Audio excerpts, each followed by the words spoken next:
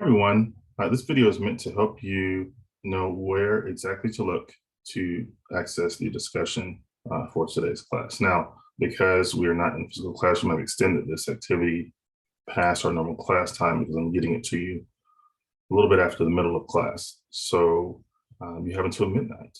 So you want to use your time well. This is a collaboration activity. So you just want to check in maybe once or twice during the day. And it's really not a long activity. It's just meant to help us get the feel of collaborating, something we probably haven't had to do a lot of, at least not in person, in the last year and a half or since spring 2020. So I'm going to go ahead and share my screen with you so you can know where to go. So here we are in Canvas, and this is student view. So this is what you would see. This is not just teacher view. It actually works. The links work. So we scroll all the way down to Unit 4, and under the section Collaborating, you want to click on, you do want to click on this section to read about collaboration. We've talked about it in class, so I think you know a lot about it already. So click on Collaboration Activity underneath that. It's the one for the 27th, not the one for the 1st. That's still due on the 1st, but this one was intended to be done in the physical classroom. So I've had to adjust some things, and that's why I'm getting it to you at a later time. But I'm going to read through the instructions. You can read it on your own, but sometimes it helps to hear, especially if you're an auditory learner like myself.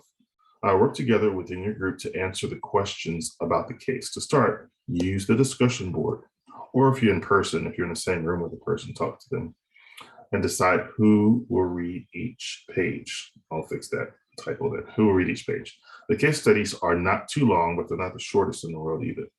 So dividing the work will expedite the reading time.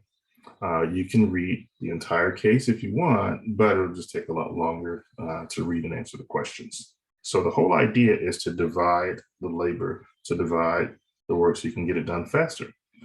And so if you are getting this afternoon and say it's like 12:10, and you're like, I don't want to spend any more time on this, even though you would have spent time for homework anyway.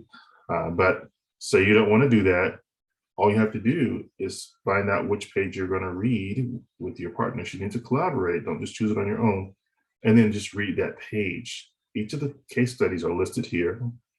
So the one that you see listed here at the top, that's your group. You might see the title. It might say group 1, 2, 3, or 4, but it should say the name of the particular case. You want to click on that case down here to actually access it. Say you have Carson's case. So I'm going to click here, and it takes me to Carson's case. Now, all of these are shared, and they're shared with anyone who has the link. So you shouldn't have any problem accessing it. So that's Carson's. Here's another one. Here's Katie's. Here's Sylvia's. Here is Serena's case. And as you can see, there are questions at the end. Yeah, and then there is Tammy's case.